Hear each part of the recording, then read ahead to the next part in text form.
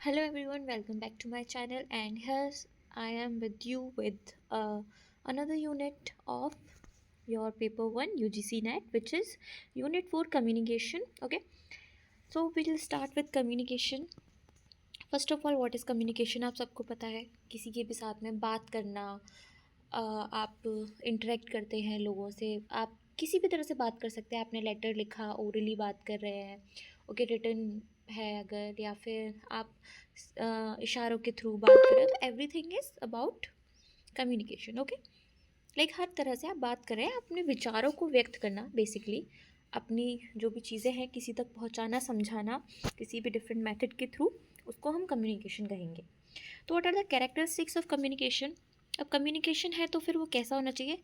याद रखना, कैरेक्टरिस्टिक्स से हमेशा क्वेश्चन आते हैं, तो आपको पता होनी चाहिए कि कैरेक्टरिस्टिक्स जो है वो क्या क्या होती है कम्युनिकेशन की। ओके, तो ये बेसिकली मैं आपको समझा देती हूँ यहाँ पर। डेफिनेशन आप समझ गए होंगे, एंड आगे मैं समझा देती हूँ आपको अब। Okay, so now basically what are the characteristics.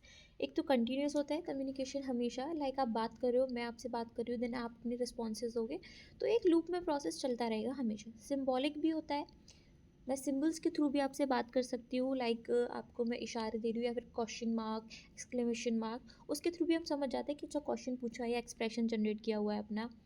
Comma लगाते हैं तो समझ में आता है कि सेंटेंस में पॉज है, यहाँ रुकना है, फिर आगे की बात कंटिन्यू करनी है। टू वे होता है, क्योंकि दो लोग आपस में बात करें तभी कम्युनिकेशन होती है। देन पर्पसफुल, ऑफ कोर्स कुछ ना कुछ रीज़न होगा हमारा कम्युनिकेशन के लिए। Now influenced by technology, of course technology से कम्युनिकेशन इम्प्रूव होता है। लाइक पहले लोगों का कम्युनिकेट करना मुश्किल था, क्योंकि अगर हमें एक मैसेज पहुंचाना है तो उसको पहुंचाने में हमें कंपैरेटिवली टाइम लगता था, टेक्नोलॉजीज़ नहीं थी। अब आपको तुरंत फ़ोन उठाना है, कॉल करना है, मैसेज करना है, तो वो इम्प्रूव ही हुआ है आपका कम्युनिकेशन। ट्रांजैक्शनल है, ओके, किसी भी पेज पर, किसी भी जगह, किसी भी कहीं से भी आप लीड कर सकते हैं, भेज सकते हैं। देन कॉन्टेक्चुअल, कोई ना कोई कॉन्टेक्स्ट होगा आपकी कम्युनिकेशन के पीछे, तो ये ऑब्वियस है। देन डायनामिक होता है, लाइक मूवेबल जो चीज़ें हैं, मतलब चलते रहती है कंटिन्यूस, तो उस तरह से अलग अलग तरह से हम कम्युनिकेशन कर सकते हैं। Now types of communication, types की बात करें अब, तो सबसे पहले है इंटरपर्सनल, जो जैसे फ्रेंड्स के बीच में आपस में बातें होती है, तो वो इंटरपर्सनल हो गई, पर्सनल टॉक्स एंड दो लोगों के बीच में। Okay, now mass communication which is on TV, radio. Mass communication जिससे हम किसी एक चीज़ से, लाइक किसी एक सोर्स से बहुत सारे लोगों को एड्रेस कर सकते हैं, तो वो मास कम्युनिकेशन हो गया। टीवी पर एक सीरियल आता है या न्यूज़ प्रोग्राम आता है, तो उसको बहुत सारे लोग सेम टाइम पर देख सकते हैं, सेम जगह से रिपीट टेलीकास्ट भी देख सकते हैं, तो this is mass communication. Group communication, like group meetings जो होती हैं या ग्रुप डिस्कशंस होते हैं, वो सब ग्रुप कम्युनिकेशन का पार्ट है। पब्लिक कम्युनिकेशन भी होता है, जैसे कि जो आपने देखा होगा ना, नेता लोग प्रचार करते हैं वोट्स इलेक्शन के टाइम पर, तो वो एक स्पेशल एजेंडा से रिलेटेड जब हम कुछ टारगेटेड पॉपुलेशन के पास जाते हैं, उनसे बात करते हैं, तो वो पब्लिक कम्युनिकेशन है। तो mass communication and public communication दोनों अलग अलग है, डिफरेंस है। पब्लिक कम्युनिकेशन किसी एजेंडा से रिलेटेड है, किसी स्पेसिफिक जगह हम ऑर्गेनाइज करते हैं, देन हम वहाँ के लोगों से बात करते हैं। एंड मास कम्युनिकेशन में आपका टीवी, रेडियो जो मास कम्युनिकेशन के सोर्सेज हैं वो सारे आते हैं। इंट्रापर्सनल भी होती है, यानी कि सेल्फ टॉक, जो हम आपस अपने आप से बातें करने लगते हैं, वो सब इंट्रापर्सनल हुआ, कि अपने माइंड में हम चीज़ें सोच रहे हैं, आइडियाज़ जनरेट कर रहे हैं, खुद से बात कर रहे हैं, वो सब कुछ इंट्रापर्सनल। इसके अलावा अब बात करते हैं वर्बल कम्युनिकेशन की। तो वर्बल का मतलब ये है कि बोल करके करना जो चीज़ है, लाइक जिसमें शब्द इन्वॉल्व है। तो स्पोकन भी हो सकता है एंड रिटन भी हो सकता है, जिसको आप ओरल और रिटन बोलते हो वो। तो बोल करके भी कर सकते हैं, लिख करके लेटर लिख दिया आपने जैसे, उसमें भी कर सकते हो। ओके, नॉन वर्बल, जहाँ पर लेटर्स इन्वॉल्व नहीं है, तो इसमें सबसे पहले आता है आपका बॉडी लैंग्वेज, जिसको हम काइनेसिक्स भी बोलते हैं। ओके, तो ये टर्म भी आता है, याद रखिएगा, क्वेश्चन आता है कि व्हाट इज़ काइनेसिक्स, या मैच द कॉलम्स में आ सकता है कि काइनेसिस मैच करो एंड हैप्टिक्स मैच करो, इस तरह से। तो बॉडी लैंग्वेज जो आपका होता है वो काइनेसिक्स में आता है, कि आप किसी से बात करो तो आप किस तरह रिएक्ट कर रहे हो, आपके मूवमेंट क्या है, आपके हाथ किधर जा रहे हैं, आंखें किधर जा रही हैं, आप फेस कैसे बना रहे हो, वो सब आपका body language. Then proxemics is about personal space. Okay, तो जैसे ये पर्सनल स्पेस होता है, ये बॉन्डिंग के साथ साथ बढ़ता घटता रहता है। लाइक आप फ्रेंड्स हो तो आप पास में बैठ करके आराम से बात कर सकते हैं, आप लवर्स हो तो और ज़्यादा क्लोज बात करोगे, कैजुअल हो तो थोड़ा आप डिस्टेंस मेंटेन करोगे, फॉर्मल हो तो बहुत ज़्यादा डिस्टेंस मेंटेन करोगे, एंड पब्लिक में अगर आप चल रहे हो रैंडमली किसी से बात कर रहे हो तो और ज़्यादा डिस्टेंस मेंटेन करोगे। तो this is basically proxemics. Okay, then आपके फेशियल एक्सप्रेशंस, पैरालिंग्विस्टिक्स। ओके, कि आप किस तरह से डिफरेंट, जिसमें लाइक आपका टोन, पिच और लाउडनेस तीनों चीज़ें आ गई, ये आपकी पैरालिंग्विस्टिक्स का पार्ट है। ये भी आता है कि पैरालिंग्विस्टिक्स क्या होते हैं। तो इसमें आएगा किस टोन पर, क्योंकि जैसे हम लोगों से अलग अलग लोगों से बात करते हैं तो हमारा टोन, पिच ये सब चेंज होता जाता है। फ्रेंड्स के साथ में हमारी लाउडनेस बढ़ जाएगी, हम खूब ज़ोर से हंसेंगे, बात करेंगे, एंड वही फॉर्मल सेटिंग है तो हमारा जो वॉल्यूम पेस होता है वो थोड़ा सा लो हो जाता है कंपैरेटिवली। देन हमारे जेस्चर्स, लाइक हम किसी के साथ टच हमें ज़्यादा पसंद होता है, हाथ रख के बात करना, हाथ पकड़ के बात करना। ओके, और किसी के साथ हमें नहीं पसंद होता, तो उससे भी पता चलता है कि हमारा बॉन्ड इस इंसान के साथ कैसा है। पोस्चर, पोस्चर इंपॉर्टेंट है, स्ट्रेट खड़े रहो, स्ट्रेट बैठो, या किसी के साथ हमारी बॉन्डिंग अच्छी है तो हम फिर अच्छे से उससे वैसे ही बैठे हैं उसके साथ में। देन आपके आई कॉन्टेक्ट इंपॉर्टेंट है। ओके, और आते हैं आपके haptics. Haptics is basically touch, कि हम किसी से बहुत ज़्यादा टची टची होकर बात कर रहे होते हैं, किसी से बहुत ज़्यादा अच्छे से बात करते हैं, एंड किसी से हम थोड़ा डिस्टेंस मेंटेन करके रखते हैं। तो this is all haptics. Now verbal and non verbal के बाद आता है आपका विजुअल कम्युनिकेशन। तो विजुअल में आता है ग्राफ्स एंड चार्ट्स की फॉर्म में। आपने देखा होगा जब भी हम डेटा कलेक्ट करते हैं, रिसर्च मैथोलॉजी में होता था, सैम्पलिंग करते थे, जब भी हम डेटा कलेक्ट करते थे तो डेटा कैसे कलेक्ट करते हैं, या तो नंबर्स की फॉर्म में या फिर ग्राफ चार्ट की फॉर्म में, फिर हम उसे दिखा देते हैं। जैसे कि आपको पॉपुलेशन का दिखाया जाता है ग्राफ, कि मेल पॉपुलेशन इतनी है, फीमेल इतनी है, देन चिल्ड्रन की पॉपुलेशन इतनी है, ओल्ड इतने हैं, यंग इतने लोग हैं।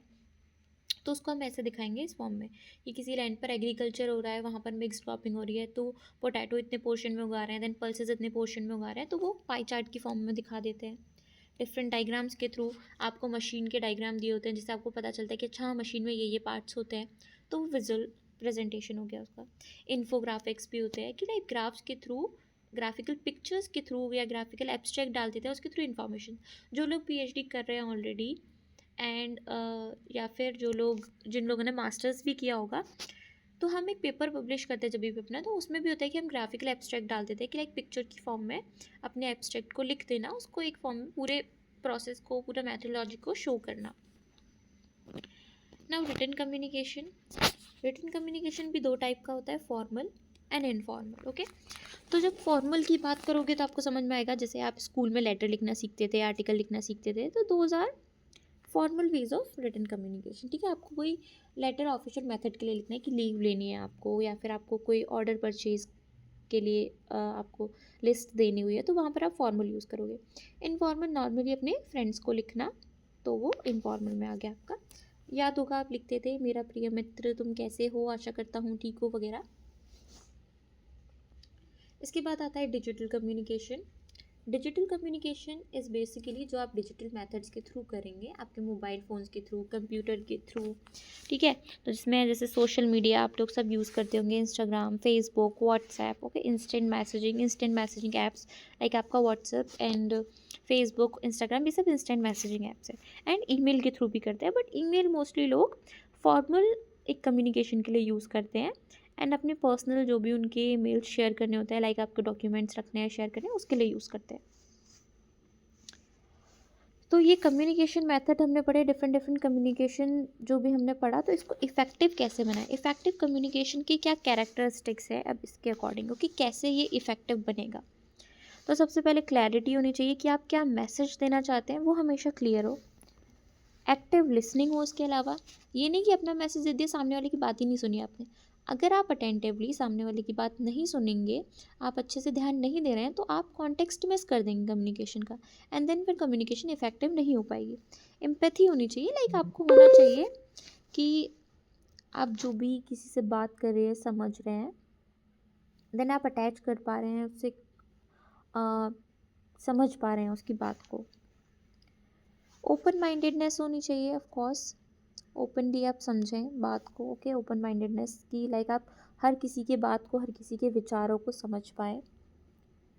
देन ऑनेस्टी एंड ट्रांसपेरेंसी, जब भी आप किसी से बात करें आपको किसी के बारे में गलत नहीं सोचना, कुछ भी नहीं, आपको क्लियर माइंड से सामने वाले की बात सुननी है।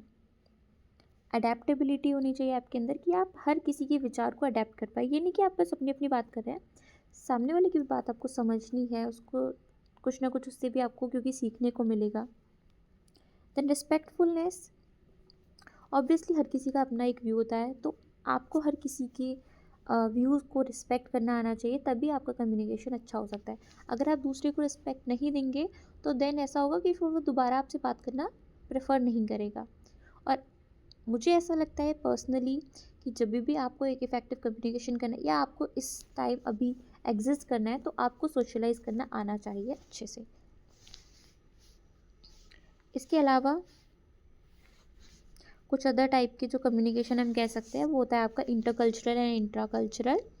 Intercultural like different within a sorry in different cultures, हम अलग अलग कल्चर्स में बात करते हैं। And intra sorry I got confuse, okay. Intercultural is basically जो डिफरेंट कल्चर्स के बीच में आप अलग अलग कल्चर के लोगों से मिलेंगे। जैसे आप कॉलेज में जाएंगे आप बहुत अलग अलग तरह के लोगों से मिलेंगे, weather he is Christian, Muslim, Sikh, what ever, सबका अपना कल्चर होता है। मराठी होगा, कोई कोई गुजराती होगा, तो इस तरह से आप हर एक के बारे में सीखेंगे कि अच्छा तुम्हारे यहाँ ये सेलिब्रेट करते हैं, हमारे यहाँ ये ऐसे होता है। Intra culture with in your culture, आपके हिंदू कल्चर में भी, आपके मुस्लिम कल्चर में भी, आपके क्रिश्चियन कल्चर में भी आपने देखा हो डिफरेंट कास्ट में डिवाइड कर दिया जाता है, तो उसमें भी बहुत वेरिएशंस आ जाता है। तो उनके बारे में जब आप सीखते हैं तो सेम लोकेलिटी में बट बहुत अलग अलग लोग होंगे जो अलग अलग तरह से हिंदू फेस्टिवल्स को भी मना रहे होंगे, तो वो भी हो सकता है। देन इसके अलावा आपका क्लासरूम कम्युनिकेशन होता है, क्लासरूम में भी आप अलग अलग तरह से बात करते हैं, हर किसी से आपका बात करने का तरीका अलग अलग होगा। ओके, अब क्योंकि हम कम्युनिकेशन की बात करेंगे हमने कैसे इफ़ेक्टिव होगा, तो इस इफ़ेक्टिव नहीं होगा तो कुछ बैरियर्स भी होंगे, तो अब उन बैरियर्स के बारे में पढ़ते हैं कि वो बैरियर्स क्या क्या होता है इफ़ेक्टिव कम्युनिकेशन के। ओके, बैरियर्स का मतलब सिंपली कि कौन सी ऐसी चीज़ें हैं जिनकी वजह से कम्युनिकेशन आपका अच्छा नहीं हो पाता। तो इसमें सबसे पहले आता है आपका फिज़िकल बैरियर्स। ठीक है, फिज़िकल बैरियर्स में जैसे कि नॉइस, अगर शोर आ रहा होगा, बीच में डिस्टर्बेंस है, तो आप अच्छे से नहीं बात कर पाएंगे। फिजिकल इज़ बेसिकली जो आप देख सकते हो, देख करके पता कर सकते हो, सुन के पता कर सकते हो, अपने सेंसेस के थ्रू आप पता कर सकते हो। ठीक है, देन डिस्टेंस, दूरी होगी ज़्यादा, तभी भी होता है कि अच्छे से कम्युनिकेशन नहीं हो पाता। जैसे जैसे डिस्टेंस बढ़ता है तो कम्युनिकेशन गैप बढ़ता जाता है ना। फिजिकल ऑप्टिकल्स आप दूर बैठे हुए हो, है ना, बगल, जैसे आप क्लासरूम में अगर किसी के बगल में बैठे हो आप इजीली बात कर लोगे, बट अगर आप उससे दूर बैठे हो तो थोड़ा बात करने में आपको प्रॉब्लम होगी। देन टेक्नोलॉजिकल भी हो सकता है, जैसे आप फ़ोन पे बात कर रहे हो, कभी नेटवर्क नहीं है तो होता है ना, वॉइस क्रैक करने लगती है, आवाज़ अच्छे से नहीं आती है। Weather conditions, of course weather conditions की वजह से भी होती है सेम चीज़, कि आप अच्छे से बात नहीं कर पा रहे हो, है ना, बाहर बारिश आएगी बहुत तेज़ तेज़ तो आपको अंदर आवाज़ नहीं सुनाई देगी। देन लैंग्वेज बैरियर्स, इसके अलावा यानी कि आपकी लैंग्वेज से, भाषा से रिलेटेड जो भी चीज़ें, सबसे पहले तो डिफरेंसेस, आप 10 किलोमीटर 15 किलोमीटर के एरिया से आगे निकलोगे आपको वहीं लैंग्वेज का डिफरेंसेस दिख जाएंगे लोगों के बीच में। आप कॉलेज में आते हो आप देखते हो सबका अलग अलग टोन है, अलग अलग तरीका है बोलने का, क्योंकि सबकी लैंग्वेज डिफरेंट है, तो इसलिए उसकी वजह से भी होता है कभी कभी आपको नहीं समझ में आता। जार्गन्स, जिनको हम टेक्निकल टर्म्स बोलते हैं, होता है कि कुछ लोग ऐसे टर्म्स यूज़ कर लेते हैं या कुछ किसी के यहाँ की लैंग्वेज ऐसी है तो वो ऐसे शब्द यूज़ करेंगे आपको जिनका मतलब भी नहीं पता, तो उन्हें हम जार्गन्स कहते हैं। मतलब जिससे हर कोई फैमिलियर नहीं होता, कॉमन वर्ड्स नहीं होते हैं, ये स्पेसिफिक एरिया में यूज़ होते हैं या स्पेसिफिक लोग यूज़ करते हैं तो उनको पता होता है। नाउ एक्सेंट एंड डायलैक्ट्स, जो कि मैंने बताया कि सबका अपना एक तरीका होता है बोलने का, लाइक हरियाणवी लोग अलग तरीके से बोलेंगे, पंजाबी लोग अलग तरीके से बोलेंगे, गुजराती लोगों का एक्सेंट अलग होगा, तो कभी कभी हमें वो बोलने का तरीका भी नहीं समझ में आता, क्योंकि हम अपने लैंग्वेज में इतने ज़्यादा फ्लुएंट होते हैं, हम उसको बहुत ईजीली बोल जाते हैं, लेकिन कभी कभी सामने वाला उसको नहीं समझ पाता है ना। ओवर यूज़ ऑफ ईडियम्स, जब हम ज़्यादा मुहावरे यूज़ कर लें बातों में, बहुत ज़्यादा सिंपल, लाइक हम सिंपल कन्वर्जेशन को भी कॉम्प्लेक्स बना दें, तो फिर वहाँ पर होता है कि लोगों को चीज़ें नहीं समझ में आती, क्योंकि हर किसी को इडियम्स नहीं पता होते। हम हर चीज़ में मुहावरे यूज़ करें तो वो सबको नहीं पता होंगे। वर्ड चॉइसेस, आप जो भी वर्ड चॉइस कर रहे हो, चूज़ कर रहे हो, वो वर्ड ऐसा होना चाहिए कि हर कोई फैमिलियर हो उससे, लाइक अब आप शशि थरूर को देखेंगे, आप शशि थरूर की इंग्लिश सुनेंगे, वो आप लोगों को नहीं समझ में आएगी, which is not a common English, तो वो हर किसी को नहीं समझ में आती। तो वर्ड ऐसे चूज़ करिए जो सबको समझ में आए। इसके बाद है physiological barriers. Okay, physiological physiological नहीं, साइकोलॉजिकल बैरियर्स, जो हमारे साइकोलॉजी से, हमारे ब्रेन से या हमारे हार्ट से, हमारी बॉडी से रिलेटेड है। तो सबसे पहले इमोशनल, जब हम किसी से इमोशनली कनेक्ट होते हैं ज़्यादा, तो वहाँ पर होता है कि ज़्यादा अंडरस्टैंडिंग की ज़रूरत पड़ती है। Then prejudices and biases, like आपने पहले से सोच लिया हुआ है कि नहीं मुझे क्रिश्चियंस नहीं पसंद है, या मुझे मुस्लिम्स नहीं पसंद है, या मुझे हिंदू लोग नहीं पसंद है, या मुझे इस कास्ट का इंसान नहीं पसंद है, या फिर मुझे ये धर्म का इंसान नहीं पसंद है, तो आप फिर उससे कितनी भी बात कर लें, आपको उसकी बात अच्छी लगेगी ही नहीं। अगर आप अपने मन में पहले से ही कोई धारणा बना लेंगे, उसको बायस ट्रीट करेंगे उसको, कि इसकी बात तो मुझे अच्छी ही नहीं लगेगी, मुझे ऐसे लोग पसंद ही नहीं है, तो देन फिर आप गलत ही सोचेंगे उसके बारे में हमेशा। मेंटल, कि आप फोकस नहीं कर पाते, आप अच्छे लिसनर नहीं हैं, आपको किसी की बात सुनने में इंटरेस्ट नहीं आता है, आपका ध्यान कहीं और ही रहता है, आप जोन्ड आउट हो जाते हो। लैक ऑफ कॉन्फिडेंस, जब आप अच्छे से किसी से बात करने का आपके अंदर कॉन्फिडेंस नहीं होता, तब भी हो सकता है। स्ट्रेस एंड एनजाइटी, जब होता है, बहुत से लोगों को पब्लिक स्पीकिंग की आदत नहीं होती, बहुत से लोग इंट्रोवर्ट होते हैं, जो आप अपनी लैंग्वेज में बोलते हैं कि मैं इंट्रोवर्ट हूँ, मैं ज़्यादा सोशलाइज नहीं कर पाता हूँ, मैं ज़्यादा बात नहीं कर पाता हूँ, मुझे बोलने से पहले हेजिटेशन होती है, तो वो उस जगह पर फिर देन हमें बोलने से पहले थोड़ा हम घबरा जाते हैं या नहीं बोल पाते हैं, तो वो भी हो सकता है। देन कल्चरल बैरियर्स भी होते हैं इसके अलावा, कल्चरल नॉर्म्स जिसमें आते हैं कि लोगों की धारणाएं होती हैं कि हम इस तरह के लोगों से नहीं बात करते हैं, ये हमारे कल्चर का नहीं है, हमारे समाज का नहीं है, तो हम इससे बात नहीं करेंगे। जैसे आपने देखा होगा, लोगों ने समाज बना दिए हैं कि ये हमारा आर्य समाज है और ये हमारा ये वाला समाज है, ऐसे वैसे, तो वो बना देते हैं, देन वो बात नहीं करते फिर। लैंग्वेज एंड वोकेबलरी, जैसे कि अलग अलग कल्चर के लोग हैं तो उनकी लैंग्वेज भी अलग होगी, वोकैब भी अलग होगी, अलग शब्द के लिए वो अलग चीज़ यूज़ कर रहे हैं, अलग टर्म यूज़ कर रहे हैं, तो एक जो टर्म है उसके 10 मीनिंग होते हैं, तो आपको नहीं पता चलेगा कि वो कौन से रेफरेंस में उसने यूज़ किया उस वर्ड को।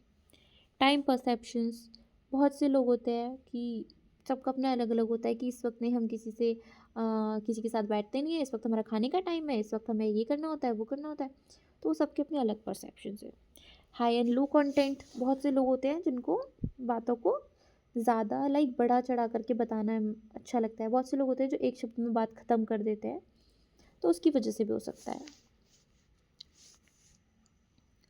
देन इमोशनल बैरियर्स की बात करते हैं अब हम, आपके इमोशन के बेसिस पर। तो एक तो आप क्रिएट कैसे कर रहे हैं चीज़ों के ऊपर, उसकी वजह से भी कम्युनिकेशन ख़राब हो सकता है। हर कोई होता है ओपन माइंडेड नहीं होता, या हर कोई होता है जो दिल पर लगा जाता है, तो देन वो हर किसी से बात नहीं करता, या कोई, बहुत से लोग मुँहफट होते हैं, कुछ भी बोलते हैं, तो फिर उनसे हर किसी की नहीं बनती। देन डिफेंसिव बिहेवियर, कि आप किसी के मजाक को भी नहीं ले पा रहे हो, अब बहुत जल्दी आप बुरा मान जाते हो, तो देन फिर वहाँ पर कम्युनिकेशन नहीं हो पाता अच्छे से। ओवर सेंसिटिव हो, या फिर आपके पास्ट एक्सपीरियंसेस लोगों के साथ अच्छे नहीं रहे, तो फिर आप लोग हर किसी से बात करने में डरते हो या बात नहीं करते हो। लैक ऑफ इमोशनल अवेयरनेस भी हो सकता है कि आपको फ़र्क ही नहीं पड़ता, बात हो रही है ठीक है, नहीं हो रही नहीं ठीक है, आप अपना अकेले भी रह लेते हो, तो देन वहाँ पर भी अच्छे से कम्युनिकेशन नहीं हो पाती, कम्युनिकेशन गैप आ जाता है। इसके अलावा ऑर्गेनाइजेशनल बैरियर्स, एक ऑर्गेनाइजेशन के अंदर पहले तो हायरार्कियल, जैसे कि एचआर है, एम्प्लॉयज़ है, मैनेजर है, तो सब लोग आपस में ऐसे फॉर्मल कन्वर्जेशन करते हैं, बस इनफॉर्मल कन्वर्जेशन नहीं होता। जो कलीग सेम लेवल पर होंगे तो वो सेम तरह की बातें कर रहे होंगे, बट आपका कोई सुपीरियर है तो आप उसके साथ इतने फ्रैंक नहीं होंगे, आप वहाँ पर एक सिंपल फॉर्मल कम्युनिकेशन कर रहे होंगे, दैट्स इट। नाउ इनएडिक्वेट चैनल का मतलब ये है कि आपका एक प्रॉपर मीडियम सेटअप नहीं हो पाता है फिर वहाँ पर बात करने के लिए। तो आपको लगता है कि यार हम इससे कैसे बात करें, ये तो, क्योंकि सब आते हैं अपने कंप्यूटर से बैठ जाते हैं, बीच में वॉल्स होती हैं, तो बगल वाले से बात की ज़्यादा से ज़्यादा, हर किसी से आप बात भी नहीं करते हो, और बहुत से लोगों का नेचर है कि वो नहीं ओपन हो पाते इतनी जल्दी, तो वो चीज़ें भी हो जाती हैं। ओवरलोडिंग, काम का बर्डन इतना ज़्यादा होता है किसी एक ऑर्गेनाइजेशन के बीच में, सबके पास अपना अपना काम है, तो कोई कैसे ही बात करेगा। देन लैक ऑफ क्लैरिटी भी होती है, क्योंकि लोग अपने काम में इतने स्ट्रेस्ड रहते हैं कि वहाँ पर उन्हें क्लियर ही नहीं होता, कि हर किसी से मतलब अपना कंपटीशन समझते हैं कि मुझे प्रमोशन चाहिए, तो मुझे इसके साथ नहीं बैठना है, इसके साथ बैठना है, या ऐसे आगे बढ़ना है, वो सारी चीज़ें। कल्चर, ऑफ कोर्स सबकी कल्चर्स भी अलग अलग होते हैं एक ऑर्गेनाइजेशन के अंदर, तो हर किसी के साथ बैठना प्रेफर नहीं करता। फिजिकल वर्क स्पेस जो मैंने बताया कि लाइक आप बगल वाले से बात करें, दूसरों से आपका डिस्टेंस ज़्यादा है, आप नहीं करते, या किसी के साथ आपका काम मैच नहीं कर रहा है, तो क्योंकि एरियाज़ डिवाइडेड होते हैं कि ये मार्केटिंग एरिया हो गया, ये प्रमोशनल एरिया हो गया, ये इन्फॉर्मेशन से रिगार्डिंग है, ये सारे प्रोजेक्ट से रिगार्डिंग है, तो फिर उतने लोगों के बीच में बात हो रही होगी। पूरी ऑर्गेनाइजेशन में तो हर कोई किसी से बात करेगा नहीं। ओके, इसके बाद फिर नेक्स्ट आपका आता है mass media and its role. तो मास मीडिया जो आपको पता है कि आपको जब मास कम्युनिकेशन से आप लाइक एक जगह से पूरी कंट्री को रिप्रेजेंट कर सकते हो, पूरी कंट्री को कोई चीज़ दिखा सकते हो, समझा सकते हो, तो वो आपका मास मीडिया हो गया। तो मास मीडिया का रोल क्या है? सबसे पहले इन्फॉर्मिंग द पब्लिक, पब्लिक को कोई एक इन्फॉर्मेशन देना, जैसे कि न्यूज़ चैनल्स होते हैं। शेपिंग पब्लिक ओपिनियन, पब्लिक के ओपिनियन को शेप देना, क्योंकि आपको पता है न्यूज़ को कैसे पोर्ट्रे करना है। जो देखा होगा आपने, पॉलिटिकल लीडर्स को इनवाइट करते हैं, देन वो उनके साथ डिबेट करते हैं, उन बताते हैं, तो इससे आप किसी न किसी के बारे में अपना एक ओपिनियन सेट कर लेते हो कि अच्छा ये वाला जो मिनिस्टर है बड़े अच्छे से जवाब दे रहा है, या हमारी चीज़ों को रिप्रेजेंट कर रहा है, तो देन ये अच्छा होगा, तो आप सोच लेते हो उसके बारे में। किसी के बारे में बुरा दिखाते तो आप सोचते हो कि ये तो फिर अच्छा नहीं होगा। Then providing entertainment, of course entertainment के पर्पज़ से भी होती है मास मीडिया, जैसे कि आपका टीवी है, रेडियो हो गया। एजुकेशनल रोल से मैं आपको याद दिलाती हूँ आपका टीचिंग एप्टीट्यूड में, जैसे कि स्वयं था, स्वयं प्रभा था, जहाँ पर कि आपके 40 DTH चैनल्स थे। डायरेक्ट आपका जो टेलीविज़न है उस पर वो फोरकास्ट होंगे, एंड देन वहाँ पर आप कर सकते हैं इसको, मतलब दिखा सकते हैं, तो पढ़ाई के पर्पज़ से भी ठीक है। ये जो आपके चैनल्स हैं स्वयं के, मैं आपको इनको याद करने का एक इजी ट्रिक भी बता सकती हूँ अगर आप चाहो तो। एक्चुअली मैंने भी ये किसी के एक टीचर के लाइक टीचर के थ्रू देखा था। मैं आपके लिए इसका एक शॉर्ट वीडियो बना करके डाल दूँगी, जहाँ पर आपको मैं ये चैनल्स से रिलेटेड डेटा समझा दूँगी कि कैसे आपको ये याद करने हैं। ओके, जो भी लाइक ये हैं। देन इसके बाद हम बात करते हैं आगे एडवर्टाइजिंग एंड मार्केटिंग। ओके, तो एडवर्टाइजिंग एंड मार्केटिंग में भी रोल प्ले करता है ये। ऑफ कोर्स मास मीडिया के थ्रू आप देखते होंगे टेलीविजन पे आपके एड्स आते हैं इतने सारे, तो मार्केटिंग से रिलेटेड है। आप तभी तो प्रोडक्ट खरीदते हैं, आप देखते हैं कि अच्छा ये नया प्रोडक्ट आया है, ट्राई करके देखते हैं शायद अच्छा है या नहीं। Then role of digital media, like पहले टीवी नहीं होती थी, वॉकमैन होते थे, देन रेडियोज़ आए, देन फिर टेलीविजन्स आए, अभी तो वाईफाई वाला टीवी चलने लगा है, LED LCD, तो वो उसके थ्रू भी आप जो डिश आने लगी है, तो टेक्नोलॉजीज एडवांस होती चली गई हैं। जैसे कि आप हर वक्त देख सकते हो, अभी आपको क्या है, आप नहीं देख रहे हो, रिकॉर्ड करके रख दो, बाद में देख लिया। ना टाइप्स ऑफ मास मीडिया कितने टाइप का होता है? तो पहला है प्रिंट मीडिया, आपको पता है न्यूज़पेपर्स जो आते हैं, मैगजीन्स जो आती हैं आपकी, बुक्स आती हैं। देन ब्रॉडकास्ट मीडिया, ब्रॉडकास्ट में आपका टेलीविज़न और रेडियो आ गया। डिजिटल मीडिया, आप डिजिटली फ़ोन पर न्यूज़ देख सकते हैं, जैसे कि करंट अफेयर्स आते हैं, ठीक है।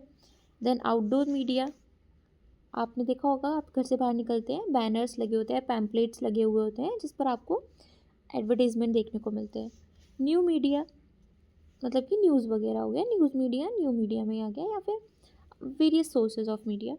Then film and cinema, film and cinema भी आपको बहुत सारी चीज़ें सिखाता है अगर अच्छी फिल्म्स देखेंगे आप तो। The future of mass media क्या है इसके अकॉर्डिंग? एक तो डिजिटल ट्रांसफॉर्मेशन एंड टेक्नोलॉजी बहुत बढ़ती जा रही है। न्यूज़ में आप देखें तो आप अपने फ़ोन पे भी अब न्यूज़ सुन सकते हैं, लाइक आप प्रॉपर ऐप आने लग गए हैं, सॉफ्टवेयर्स आने लग गए हैं जिसमें न्यूज़ आती हैं स्पेसिफिक।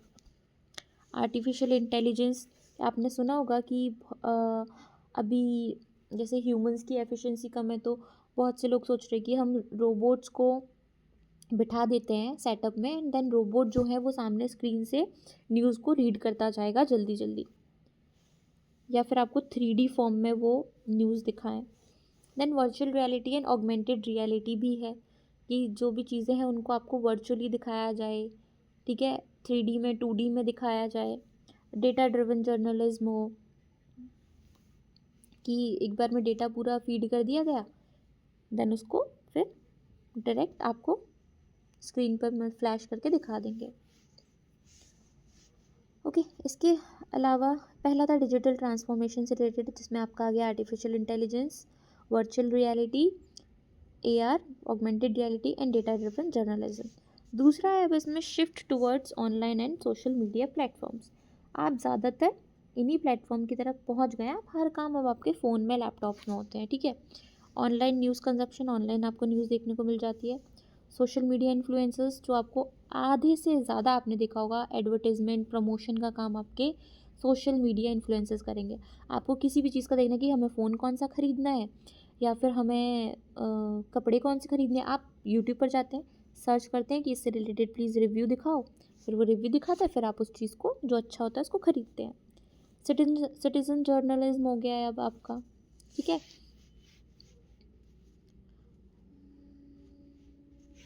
अब इसके बाद आगे ओके, नेक्स्ट है फ्रेगमेंटेशन ऑफ ऑडियंस। मतलब ये है कि हमें पता है कि हमारे यहाँ डिफरेंट टाइप के ऑडियंस अवेलेबल है एंड हम उनके अकॉर्डिंग फिर देन चीज़ें बनाते हैं और उसी तरह से हम उसे आगे दिखाते हैं आपके फ़ोन्स में, ठीक है। स्ट्रीमिंग सर्विसेज आ गई हैं अलग अलग, नेटफ्लिक्स, अमेज़ॉन, आपका एमएक्स प्लेयर, ठीक है। हॉटस्टार आता है कि अब लोग सीरियल देखते हैं, टीवी सीरियल देखते हैं, तो उनके लिए हॉटस्टार हो गया। क्रिकेट देखते हैं तो क्रिकेट भी आने लगा है लाइव, आप फ़ोन में देखिए अपने, ठीक है। टीवी की जगह आप फ़ोन में देख सकते हो आराम से, क्योंकि टीवी आप हर जगह कैरी तो नहीं कर सकते, फ़ोन कर सकते हैं। कंटेंट पर्सनलाइजेशन, आप अपने अकॉर्डिंग ऐप पर जाइए, सिलेक्ट कीजिए कि मुझे इस जॉनर की मूवीज़ दिखाइए, कि मुझे हॉरर मूवीज़ देखनी है, मुझे कॉमेडी मूवीज़ देखनी है, तो इस तरह से वो वही आपको दिखाएगा। पॉडकास्ट एंड यूट्यूब चैनल्स भी है कि आप अगर आध्यात्मिक चीज़ें सुनना चाहते हैं, स्पिरिचुअल चीज़ें सुनना चाहते हैं, तो आप उस पर जाइए, स्पिरिचुअल पॉडकास्ट सुनिए। आपको कोई एक्टर एक्ट्रेस का सुनना है तो वो भी अवेलेबल होगा आपके लिए। आपको किसी एजुकेशनलिस्ट का सुनना है, किसी इंडस्ट्रियलिस्ट का सुनना है, तो आप हर तरह से उसको सेलेक्ट करके सुन सकते हैं। एथिकल कंसिडरेशन एंड रिस्पॉन्सिबिलिटी के बेसिस पर fake news and miss information से आपको लाइक ऑथेंटिक सोर्सेज से आप पढ़िए। देन डेटा प्राइवेसी भी होती है, ऑफ कोर्स ट्रांसपेरेंसी भी आ गई है। अब आपको तुरंत पता चल जाता है कि कौन सी न्यूज़ फेक है और कौन सी सही है। Integration of AI in journalism, integration of AI, एक तो ऑटोमेटेड न्यूज़ जनरेशन, तुरंत आपके फ़ोन पे देखा होगा, जैसे ही कोई चीज़ होती है तुरंत उसकी न्यूज़, लाइव न्यूज़ आ जाती है आपके फ़ोन पे। पर्सनलाइज्ड कंटेंट डिलीवरी, जैसा कि मैंने बता दिया, आप जैसे तरह की चीज़ें देखना पसंद करते हैं वही आपके फ़ोन में आएगी, चाहे वो यूट्यूब हो गया, चाहे इंस्टाग्राम की रील्स हो गई, जैसा आप देखते हैं ना आपका एक पैटर्न नोट होता जाता है एंड देन वही आपके पास दोबारा आता रहेगा। एनहेंस्ड फैक्ट चेकिंग, मतलब चीज़ें चेक भी हो जाती है साथ के साथ एआई के थ्रू कि ये सही है या गलत है। Now VR and AR, virtual reality and augmented reality, जो मैंने आपको बताया, इसमें इमर्सिव न्यूज़ एक्सपीरियंसेस, आप अच्छे से पिक्चर्स वीडियोस आपको देखने को मिलता है ना, आप अच्छे से कंपेयर कर पाते हो कि ये रियल है या फेक है। लाइक आपको अभी पता चल जाता है कि ये इमेज AI जनरेटेड है और ये रियल नहीं है। Enhance interactive content of course and advertising opportunities, आपने देखा होगा बिलबोर्ड्स लगे रहते हैं जिसमें आपको ऐसा लगता है कि ये चीज़ निकल के बाहर ही आ जाएगी, क्या बिल्कुल 3D में आपको दिखता है, 3D मूवीज़ आपको देखने को मिलती है, तो वो इसका पार्ट है। इतना आपको अगर समझ में आ गया तो इसके बाद हम बढ़ते हैं प्रोसेस ऑफ कम्युनिकेशन के ऊपर। कम्युनिकेशन का प्रोसेस होता कैसे है, सबको पता है, दो लोगों के बीच में होगा। तो एक आपका सेंडर होगा जिसको आप सोर्स ऑफ इंफॉर्मेशन कहेंगे, वो कोई मैसेज को एनकोड करेगा, ओके, लिखेगा या जो भी करेगा। देन वो किसी चैनल के थ्रू, चैनल के बीच में यहाँ कुछ नॉइस भी हो सकता है जिसके थ्रू ये थोड़ा बफरिंग हो जाए, रुक भी सकता है, ओके, तो ये भी हो सकता है। देन उसके बाद आपका रिसीवर हो गया जो रिसीव करेगा इस इन्फॉर्मेशन को और फिर वो देगा कोई ना कोई फीडबैक। तो इसी में आते हैं 7 C's ऑफ कम्युनिकेशन। कम्युनिकेशन के 7 C's, सबसे पहले क्लियर, कम्युनिकेशन हमेशा क्लियर होना चाहिए। देन कंसाइज होना चाहिए, ये नहीं कि आपने बहुत बड़ा चढ़ा कर बात बता दी, अपनी बात को आप ऐसे बोलिए कि सामने वाले को समझ में आ जाए। कंक्रीट होना चाहिए कि लाइक कुछ अच्छे से आपने क्रिएट की हो, अच्छे से लिखा हो या अच्छे से बोला हो, ये नहीं कि कुछ भी वर्ड्स कैसे भी उल्टे सीधे डाल दिए। करेक्ट होना चाहिए, कंसिडरेट होना चाहिए, ठीक है, कि आप जो लिख रहे हो, बोल रहे हो, आपको खुद को भी पता हो, आप एक्सप्लेन कर पाएँ अपनी बात को। कंप्लीट होनी चाहिए, अधूरी बात नहीं होनी चाहिए। एंड कॉर्टियस, सामने वाले को इमोशंस को देख करके, सामने वाले को देख करके देन आपको अपनी बात को वहाँ पर ट्रांसफ़र करना होगा। तो 7 C's से रिलेटेड भी क्वेश्चन आता है एग्ज़ाम में कि व्हाट आर द 7 C's या 7 C's में से इनको कौन कौन से हैं को सिलेक्ट करो। तो clear, concise, concrete, correct, considerate, complete and courteous. Okay, ना बेसिक मॉडल ऑफ कम्युनिकेशन या जर्नल मॉडल ऑफ कम्युनिकेशन भी आप इसे कह सकते हो। तो एक सेंडर होगा यहाँ पर आपका, देन वो एनकोडिंग करेगा, चैनल, बीच में noise, then decoding and receiver, और ये दोनों आपस में जुड़े होंगे एक फीडबैक के थ्रू, कोई फीडबैक दे रहे होंगे। ठीक है, कम्युनिकेशन दो तरह से भी होता है, सिंक्रोनस, असिंक्रोनस। ये आपको मैंने रिसर्च एप्टीट्यूड में भी बताया था। सिंक्रोनस मतलब कि रियल टाइम कम्युनिकेशन जो हो रहा है, जैसे आप इंस्टेंट मैसेजिंग जो करते हैं। असिंक्रोनस जो कि रियल टाइम में नहीं हो रहा है, न्यूज़पेपर, मैगजीन्स, ओके, या एडवर्टाइजमेंट्स हो गए। Hot media and cold media. Hot media तो हो गया आपका प्रिंट मीडिया, यानी कि जिसमें ऑडियंस का पार्टिसिपेशन कम होता है। एंड कोल्ड मीडिया होगा आपका टीवी और टेलीफोन, जिसमें कि ज़्यादा आपको सेंसरी पार्टिसिपेशन चाहिए, ज़्यादा परसेप्शंस चाहिए लोगों के। एंड ये लो डेफिनेशन होता है, एंड ये print hot media high definition होता है। हाई डेफिनेशन ऐसे कि आपने न्यूज़पेपर पढ़ा होगा, उसमें चीज़ों को बहुत ज़्यादा बढ़ा चढ़ा कर लिखा जाता है कि ये व्यक्ति यहाँ रहता था, देन इसकी ये फैमिली की कंडीशन, इसकी फैमिली में इतने लोग थे, एंड फिर बताते हैं लास्ट में कि इसके साथ ये दुर्घटना हुई। पहले पूरी कहानी सुना देंगे, लास्ट में बताएंगे। कोल्ड मीडिया हो गया कि शॉर्ट एड्स आते हैं, जैसे आप देखेंगे ऐड में पूरी बात बता देते हैं कि ये काम करता है, बस मेनली उस चीज़ पर फोकस करते हैं। एंड वहाँ पर हमारा ज़्यादा रोल है कि हमारे परसेप्शन से रिलेटेड वो ऐड बनाया होता है। तो आपको ये समझ में आ गया होगा, synchronous, asynchronous, hot media and cold media. Now methods of communication, तो there are 3 different methods of communication. Linear model, models of communication, linear model, interactional model and transactional model. Linear होगा कि इसमें मैसेज सिर्फ जा रहा है but वापस कोई रिस्पॉन्स नहीं मिलेगा। इंटरेक्शनल में हो गया कि दो लोग आपस में बात करें तो रिस्पॉन्सेज भी मिल रहे हैं। एंड ट्रांजैक्शनल में और ज़्यादा इसको फंक्शनल बना देते हैं। तो लीनियर में आता है एरिस्टोटल का मॉडल, लेज़वेल का model, Shannon and Weaver and Berlo's SMCR model. Interaction में आता है Osgood Schramm and Westley and MacLean model. Transactional में है Barnlund's model and Dance helical model. Okay, तो अब हम सबसे पहले पढ़ते हैं आपका लीनियर मॉडल में एरिस्टोटल मॉडल, जिसमें आता है स्पीकर, सब्जेक्ट एंड ऑडियंस। इसको हम परसुएसिव कम्युनिकेशन भी बोलते हैं कि कोई एक स्पीकर है, उसकी कोई ऑडियंस है, उसने आकर के वहाँ पर वो स्पीच दे दी एंड देन वो चला गया। ओके, तो यहाँ पर ऑडियंस का इतना कोई रोल नहीं है, यहाँ पर सिर्फ स्पीकर का रोल था। तो स्पीकर के बारे में किसने बताया, ऑडियंस, लाइक सिंगल जो लीनियर मॉडल है वो एरिस्टोटल का मॉडल है। ये आपको याद रखना है कि जहाँ पर कोई भी फीडबैक नहीं है। ओके, सेकेंड आपका है लेज़वेल का मॉडल। तो लेज़वेल के में था कि who, what, whom and with what effect and through what channel. Okay, तो हु यहाँ पर कहा गया कि कौन, मतलब किसके थ्रू यहाँ पर इंफॉर्मेशन आ रही है, जो आपका सोर्स है उसको हु कहते हैं। फिर व्हाट मतलब कि उसने क्या मैसेज दिया, देन थ्रू व्हाट चैनल, किस चैनल के थ्रू उसने ये मैसेज दिया, कैसे पहुँचाया, देन हुम किसको पहुँचाया यानी कि receiver, and then what effect उसका क्या रिजल्ट या क्या रिस्पॉन्स उसको मिला। तो इफेक्ट की बात जब यहाँ पर होती है या फिर क्वेश्चनल फॉर्म में जो डब्ल्यूज है यहाँ पर, who, what, when, okay and हुम, तो ये चीज़ें आ गई। नाउ नेक्स्ट है इसी में शैनन एंड वीवर मॉडल, जिसमें आप बात करते हैं सोर्स। सोर्स एक ट्रांसमीटर को यूज़ करता है मैसेज को ट्रांसफ़र करने के लिए, देन रिसीवर तक मैसेज पहुंचा at some destination. Okay, and यहाँ पर कोई ना कोई एक नॉइस का सोर्स होगा।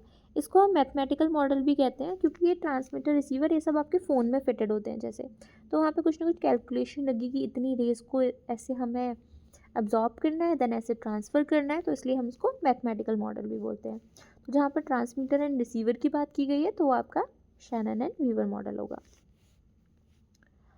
नाउ बार्लिन्स मॉडल, जो कि आपका ट्रांजैक्शनल मॉडल है, इसको हम मल्टी लेयर्ड फीडबैक सिस्टम बोलते हैं। इसमें इतना कुछ डिटेल में नहीं पढ़ना है आपको, बस इतना याद रखना है कि ये मल्टी लेयर्ड फीडबैक सिस्टम है कि आपने सेम जगह इन्फॉर्मेशन भेजी एंड आपको सेम टाइम पे रिस्पॉन्सेज आ गए।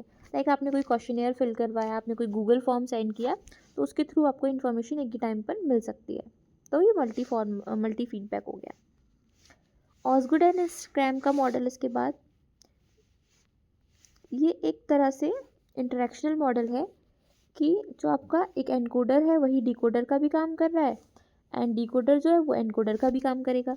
कि पहले उसने मैसेज भेजा तो वो एनकोडर हो गया, उसने रिसीव किया तो रिसीवर डिकोडर हो गया, देन रिसीवर ने फिर रिप्लाई किया तो फिर वो एनकोडर बन गया, एंड जो सोर्स है आपका जो सेंडर था उसने रिसीव किया तो देन वो फिर से डिकोडर बन गया। ठीक है, तो ये जो एनकोडर एंड डिकोडर का जो सिस्टम है ये ऑसगुड स्क्रैम ने लाया था। ओके, ऑसगुड एंड विल्बर स्क्रैम आपके। Now Wesley and MacLean model, तो इनमें था कि अलग अलग इवेंट्स हो रहे हैं। ओके, देन इसको हमने एडवोकेट किया, मतलब एक जगह पर कंक्लूड किया, देन फिर एक चैनल के थ्रू हमने इसको ऑडियंस तक पहुंचाया। ओके, तो लाइक डिफरेंट जगह से हमने इन्फॉर्मेशन कलेक्ट की, उसको कंबाइन किया, एक फॉर्म दिया, फिर एक चैनल के थ्रू हमने ऑडियंस तक पहुंचा दिया।